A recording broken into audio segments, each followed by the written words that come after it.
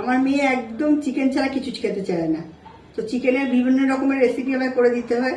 তার থেকে আজকে মেয়ের পছন্দের চিকেন পিংপং আপনাদের সামনে নিয়ে এসেছি। তাহলে শুরু করা যায়। মিক্সির জারে বোনলেস চিকেন, আদা, পেঁয়াজ, রসুন, গোলমরিচ দিয়ে একটা পেস্ট বানিয়ে পিংপং বল আকারে গড়ে নিলাম। গড়ার পর কড়াইতে গরম জল দিয়ে ফুটে গেলে গরম জলগুলো তার মধ্যে পিংপং বলগুলো দিয়ে 10 মিনিট ভাপিয়ে তুলে নিলাম।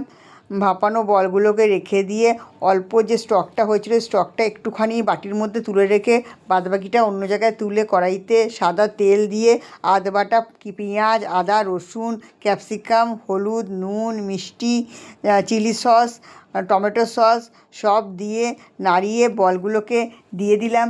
দিয়ে বলগুলোকে কষিয়ে সামান্য স্টক দিয়ে ফুটতে দিলাম। ঝোল ফুটে উঠলে পেরি পেরি মশলা দিয়ে নামিয়ে নিলাম। নিশা খাবি? অল্প মশলায় কিন্তু এটা তৈরি হয় আর দারুণ খেতে হয়। একটু খেয়ে দেখবেন, খুব ভালো লাগবে। এটা রুটি, পরোটা, ভাত সব দিয়ে ভালো লাগবে। একটুখানি জাস্ট খেয়ে দেখছি আমি। হ্যাঁ, বলটা ভালো সেদ্ধ হয়ে গেছে, খেতে অসাধারণ হয়েছে। না খেলে বুঝতে পারবেন না। তাহলে এসব রান্না পেতে গেলে কি করতে হবে? আমার চ্যানেলটা সাবস্ক্রাইব করতে হবে, লাইক কমেন্ট শেয়ার করতে হবে, আর বেল আইকনে ক্লিক করতে ভুলবেন না। টাটা।